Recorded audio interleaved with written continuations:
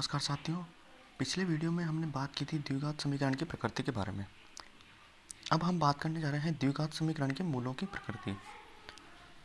तो इसमें द्विघात समीकरण के हमें सबसे पहले मूल फाइंड आउट करने होंगे। मूल दो तरीके से फाइंड आउट कर सकते हैं।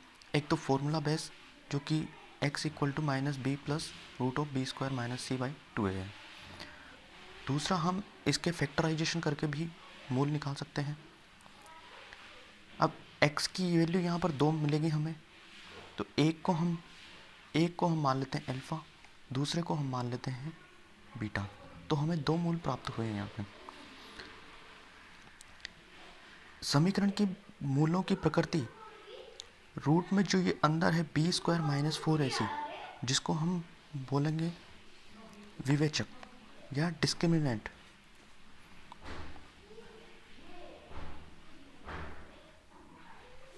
या इसको हम बोलेंगे विवेचक। तो मूलों की प्रकृति सीधे सीधे डिस्क्रिमिनेंट पर निर्भर करती है। अब आप यहाँ देख सकते हैं कि यदि b² - 4ac की वैल्यू हमारे पास नेगेटिव होगी तो रूट के अंदर नेगेटिव आएगा। रूट के अंदर नेगेटिव आएगा तो ये संख्या काल्पनिक हो जाएगी, कॉम्प्लेक्स। जब ये पॉजिटिव रहेगा और पूर्ण वर्ग रहेगा तो मूल वास्तविक होंगे, रियल तो होंगे सही, क्योंकि इसकी वैल्यू > 0 मिलेगी।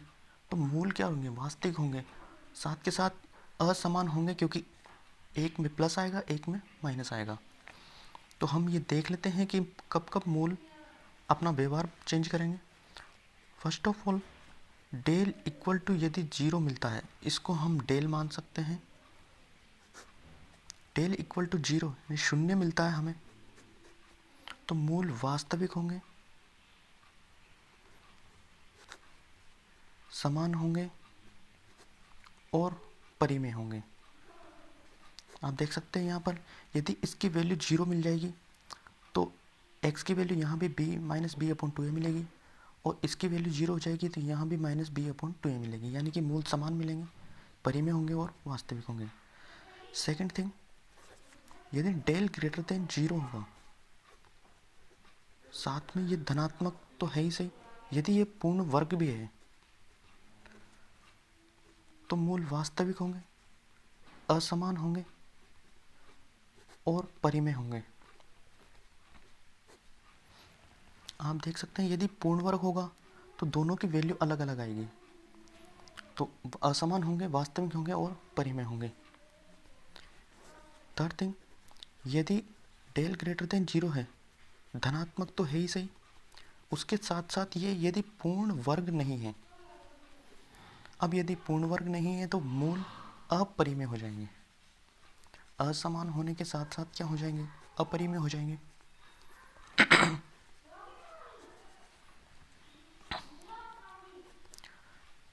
फोर्थ हम देखते हैं कि यदि डेल नेगेटिव, जो कि हमने अभी बात की थी, यदि इसकी वैल्यू नेगेटिव हो जाएगी, इसकी वैल्यू यदि नेगेटिव हो जाती है तो हमें मूल काल्पनिक मिलेंगे। ये यदि ऋणात्मक हो जाता है तो हमें मूल काल्पनिक और असमान मिलेंगे।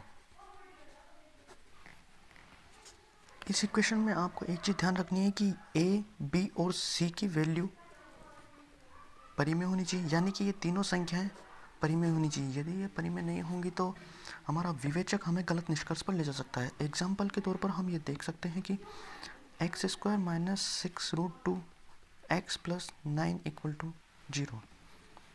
यदि हम इसमें विवेचक की बात करें तो b² - 4ac हमें मिलता है।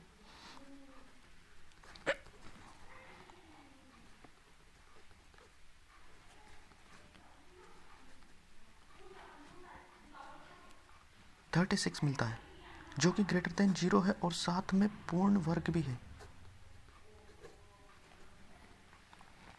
तो हमारे मूल वास्तविक होने चाहिए, असमान होने चाहिए और परिमेय होने चाहिए। साथ में क्या होने चाहिए? परिमेय।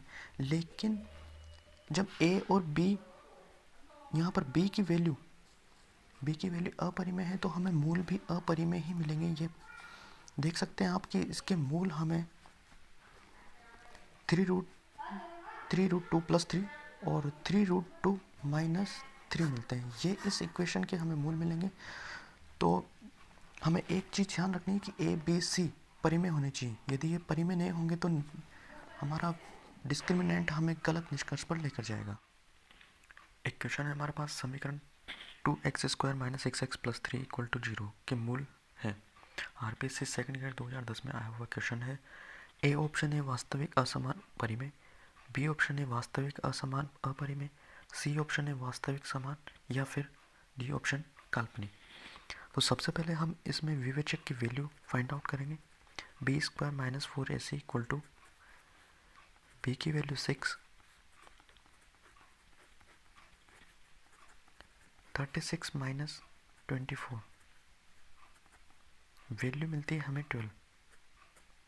ग्रेटर देन 0 है, लेकिन यह पूर्ण वर्ग नहीं है। यदि यह पूर्ण वर्ग होती तो इसके मूल परिमेय होते, लेकिन यह पूर्ण वर्ग नहीं है, इसलिए इसके मूल अपरिमेय होंगे, साथ में असमान होंगे और वास्तविक तो होंगे इसे, क्योंकि विवेचक की वैल्यू ग्रेटर देन 0 आई है। यदि ये इसकी वैल्यू 0 फाइंड आउट होती, b² - 4ac = 0 मिलता, तो वास्तविक और समान होते, और अगर लेस देन 0 मिलती तो मूल काल्पनिक होते हैं। लेकिन पूर्ण वर्ग नहीं आई है, वास्तविक मूल है, इसलिए हमारा बी ऑप्शन राइट होगा।